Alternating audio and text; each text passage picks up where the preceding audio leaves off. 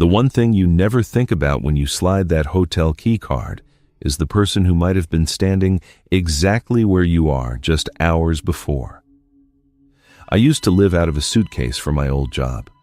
Most nights, I crashed in whatever budget motel had a vacancy sign glowing. Nothing scary ever happened. I barely even locked my door. That changed during a work trip to a small town in Pennsylvania. I pulled into a hotel that looked fine from the outside. The lobby had this tired maroon carpet and a smell like mothballs and old coffee. The clerk barely made eye contact. She handed me a key and pointed toward the elevator. The third-floor hallway was dead silent. Too silent, the kind of quiet that feels heavy. My room was standard. A bed, a desk, a bathroom. I dropped my bags, turned on the TV, and tried to unwind. But something felt off. I just couldn't name it. I showered and fell asleep with the news playing. Then I woke up in the dark to a sound I couldn't place. Something sliding across carpet. Not footsteps, a soft, deliberate drag. I told myself it was the ice maker down the hall, but then it came again. Closer this time, right outside my door. I clicked on the lamp and stared at the floor. A small white rectangle was poking out from under the door. I picked it up. The handwriting looked rushed, jagged, uneven letters. The note said, "Someone is watching you from inside this hotel." My chest tightened. I hadn't heard anyone walk away. The hallway had been absolutely still. I stood there, trying to decide whether to open the door or barricade myself inside. Have you ever been so scared you couldn't move? I chose the chain lock. Then I sat on the bed with my back against the headboard, eyes locked on that door. 20 minutes crawled by. Then I heard it again. The slow slide. Another note appeared. This one said the person had already been inside my room earlier that day, before I arrived. They wrote that they enjoyed watching people sleep in this hotel. The handwriting looked shakier than the first note, almost frantic. A wave of nausea hit me. Someone had been in my space, touched my things, watched me without me ever knowing. I searched every corner of that room, under the bed, inside the closet, behind the shower curtain. Nothing. I sat back down, trying to reason with myself. Call the front desk? But what if the person sending notes worked here? That thought made my blood run cold. The handwriting looked unstable. Older, maybe, or someone unwell. I told myself one more note and I'd leave. No waiting, no thinking. Just go. Then the third note slid under. This one was different. It said the person was already inside the room with me again. I froze. My eyes darted to every shadow. The closet, the curtains, the corner by the window. I turned in a slow circle, holding my breath, expecting to see a face staring back from the dark. I grabbed my bag and bolted. Through the peephole, empty hallway. I yanked the door open, slammed it behind me, and ran. When I hit the stairwell, I glanced back. At the far end of the hallway, a shadow shifted behind the corner, someone stepping back out of sight.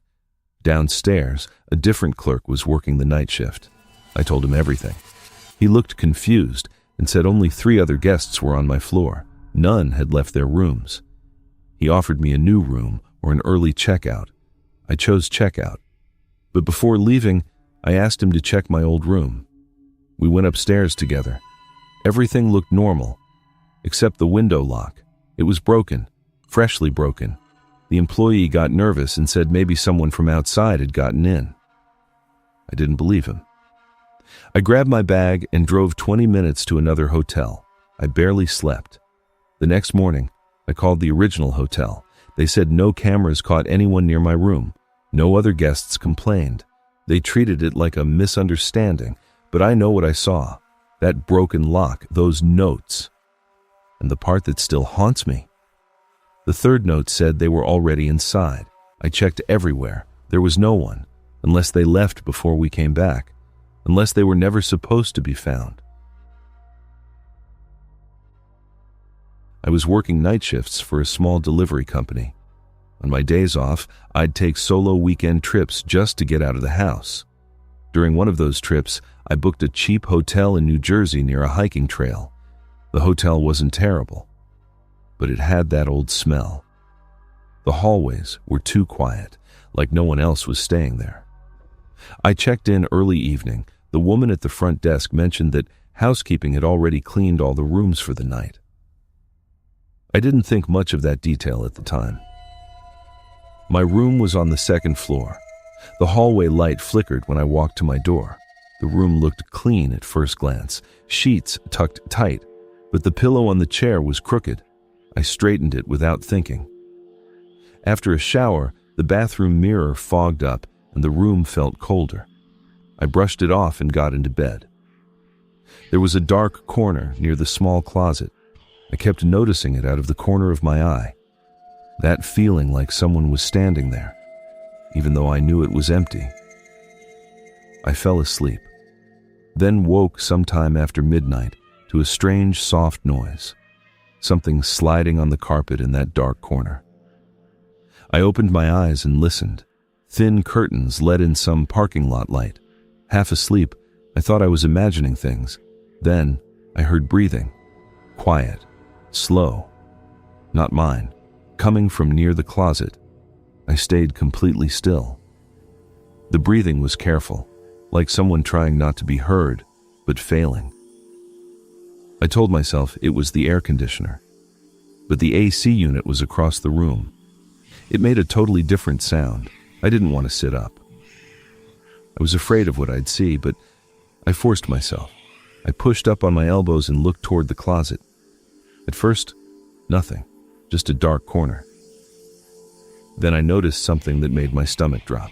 The closet door, which I had left completely open, was now slightly closed, not all the way, but enough to know someone had touched it. The breathing stopped the second I sat up. That made it worse, because it meant whoever or whatever was there knew I was awake. I wanted to run, but I was frozen. After a full minute of silence, I slowly stood up and walked backward toward the door, never taking my eyes off that closet. I grabbed the doorknob, turned it carefully, and stepped into the hallway. The hallway was empty, quieter than before. I went downstairs to the front desk. No one was there. The desk phone was ringing. No one answered. A few minutes later, the woman came out from the back room. She looked tired.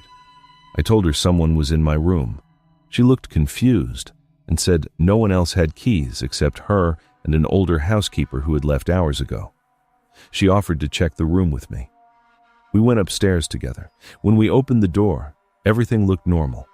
The closet was fully open again. The pillow was straight. Nothing seemed touched. She checked behind the curtains, under the bed, in the bathroom. Nothing. She suggested I'd had a nightmare. I was too tired and embarrassed to argue. So I switched rooms. New room, same floor. She gave me a different key and left. I checked every corner twice. Then I locked the door and sat on the bed. It was only 1 a.m. The night felt endless. I kept listening. After about an hour, I started to drift off. Then I heard something that turned my entire body cold. The squeaky wheels of a housekeeping cart, rolling down the hallway very slowly. At 2 a.m. But the woman had said no one was working. Housekeeping was gone. The wheels stopped right outside my new door. I held my breath. Then I heard it again. That same heavy, slow breathing from the first room, right outside, pressed against the wood.